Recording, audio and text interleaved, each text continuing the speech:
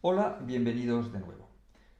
Vamos a realizar ahora un ejemplo de sonificación basado en las ondas de plasma a las que nos referimos brevemente cuando hablamos de la sonda Voyager 2 enviada por la NASA en 1977. Recordemos que este es un ejemplo de sonificación del que habla Gregory Kramer, en el que el sonido permitió detectar el choque de micrometeoritos con la sonda Voyager al acercarse a los anillos de Saturno. Los datos de los que partimos corresponden a un tipo de ondas de plasma medidos por la sonda Voyager 2. En este caso se trata de ondas eléctricas y por tanto el proceso que vamos a realizar es una audificación. Como vimos, la audificación es una técnica de sonificación que consiste en trasladar una onda no audible al registro audible. En realidad, las ondas que miden los instrumentos del Voyager sí que están en el rango audible en cuanto a frecuencia, van de los 40 Hz a los 12.000 Hz, pero no son de naturaleza mecánica y por tanto no son acústicas. En esa imagen vemos las dos antenas que permiten medir estas ondas de plasma. Lo primero que vamos a buscar son los datos y los vamos a descargar. Después los analizaremos con el fin de entender qué son, qué formato tienen y finalmente los procesaremos con Super Collider para obtener una onda sonora. Bien, veamos ahora los diferentes pasos a realizar para esta audificación. Lo primero que haremos es visitar esta web en la que vemos los resultados ya procesados de los datos que envía Voyager. Aquí ya tenemos los datos son ondas, estos son los espectrogramas de estas ondas, vemos aquí que van de estos cerca de 40 Hz hasta más o menos 12.000 Hz y que aquí de hecho ya las podemos escuchar, estas ondas.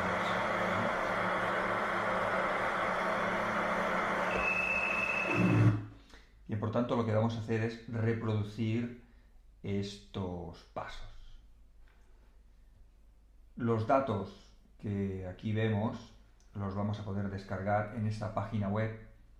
Vamos a encontrar información detallada sobre qué son las plasma waves, las ondas de plasma en el plasma y vamos a poder acceder a los datos para descargar todo el material que necesitamos. Entonces, navegando por esta página, llegamos hasta esta página en la que vamos a ver los diferentes archivos correspondientes a los datos enviados por el Voyager. Entonces, cada una de ese conjunto de datos está compuesto por dos archivos. El primer archivo son los datos en sí, vemos que es el archivo más grande, y el segundo archivo es el archivo que nos va a explicar qué hay en el archivo de datos. Entonces, aparte de describirnos con mucho detalle qué son esos datos, nos dice cuál es la fecha en la que fueron tomados esos datos. En este caso, el ejemplo que tomamos es el 24 del 8 del 81 a las 6. Y también vemos una información que nos dice cómo fueron tomados esos datos. Esos datos están tomados por paquetes de 1600 muestras a una resolución de 4 bits y que se van a muestrear a 28.800 muestras por segundo. Esto es menos de lo que estamos acostumbrados, por ejemplo, en un CD, la velocidad de muestreo es de 44.100, ¿sí? Por lo tanto, más baja. Entonces lo que haremos es identificar el archivo con el que queremos trabajar. En este caso voy a trabajar con este. Ese archivo es del 26 del 8 a las 2. Entonces la URL me va a dar cuál es el nombre del archivo a descargar, que es el 440035.3, que sería 4400 35.3 sería este. Ese es el archivo 440035.3. Entonces, ese es el archivo que voy a descargar. Y lo voy a guardar en esa carpeta. Ese archivo no lo voy a poder utilizar directamente. Ese es un archivo binario, es un archivo que tiene un formato, podríamos decir, de compresión, y lo voy a tener que decodificar. Para hacer esto, en la misma web nos van a dar una serie de utilidades, de pequeños programas que voy a descargar y voy a utilizar. Voy a utilizar ese pequeño programa escrito en C, y para utilizarlo voy a tener que compilarlo. Para compilarlo, en este archivo de aquí me van a dar la información de lo que tengo que hacer. Entonces aquí la información del programa que descargo, lo que voy a tener que hacer es ejecutar esas dos líneas. En realidad, con que ejecute esta basta.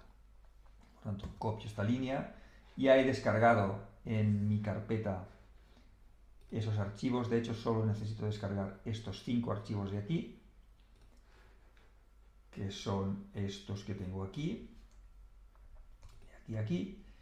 Y desde la consola, aquí estoy en Mac, desde la consola voy a ejecutar esta línea de comando. Me va a dar una serie de avisos de los que no voy a hacer caso, porque al final veo que me dice que todo ha salido bien.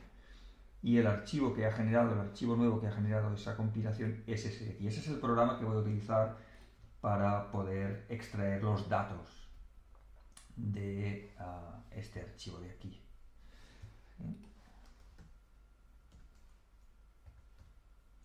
Entonces, si vuelvo a la página de ayuda, aquí también me va a explicar cómo voy a tener que utilizar ese programa. Y lo que voy a tener que hacer es esto. Llamar el programa, decirle qué datos quiero decodificar y en qué archivo los quiero guardar.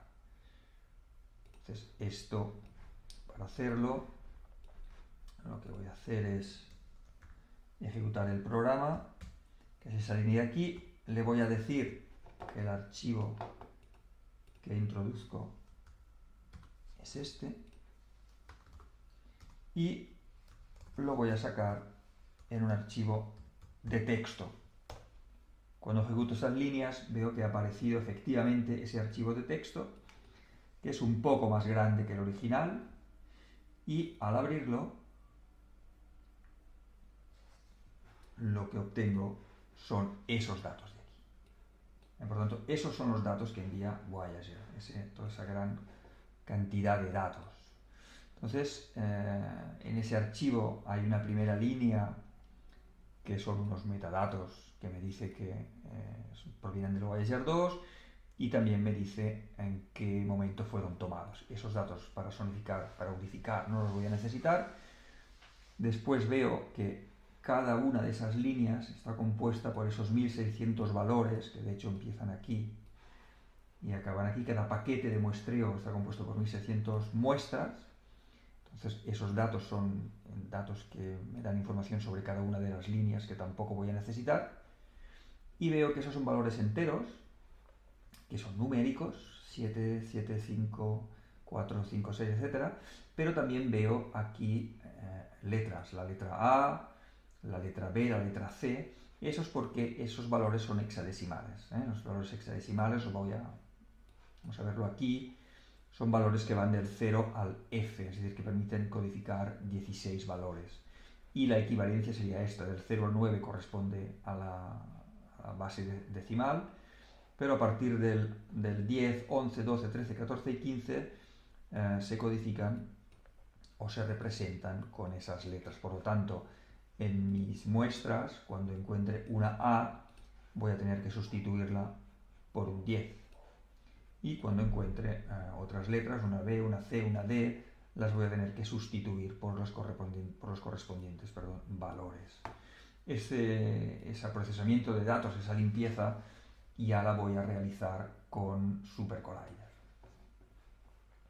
lo primero que voy a hacer es cargar el archivo de texto que hemos obtenido a partir del archivo .dat. Ese archivo de aquí lo cargo y obtengo pues la primera línea, la segunda línea, etcétera, que son las diferentes líneas de ese archivo de texto.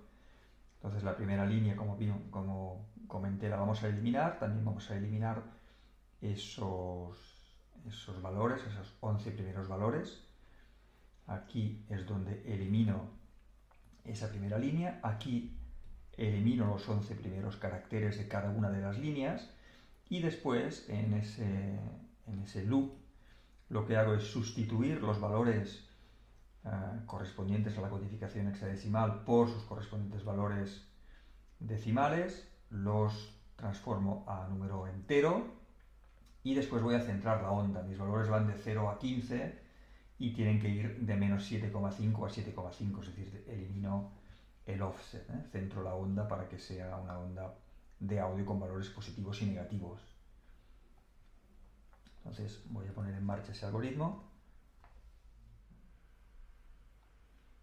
Bien, una vez se han procesado esos datos, lo que obtengo, vamos a ver una pequeña imagen de lo que hemos obtenido. Fijaros que esta forma de onda, correspondiente a las 500 primeras muestras, vemos que es una onda de muy baja resolución, 4 bits, y corresponde a esos valores que envió Voyager.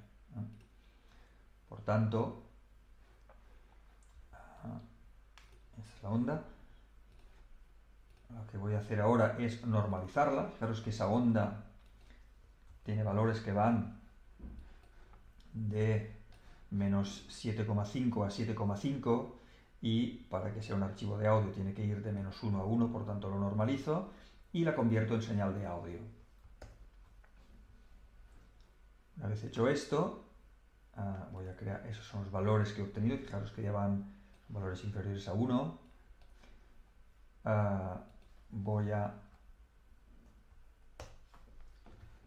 utilizar un buffer de audio, un espacio en la memoria para almacenar esos datos, y a ese buffer le voy a mandar todos la onda y a partir de aquí ya puedo reproducir el sonido obtenido, que es este.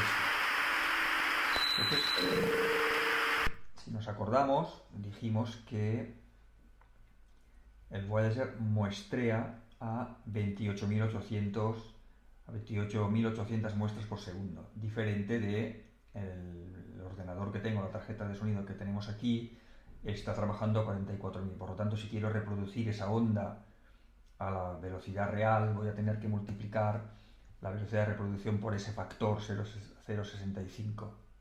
Entonces aquí sí que obtendré ya el resultado, el sonido real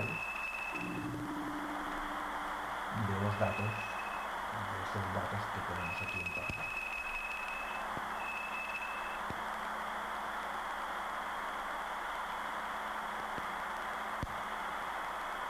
Que se corresponden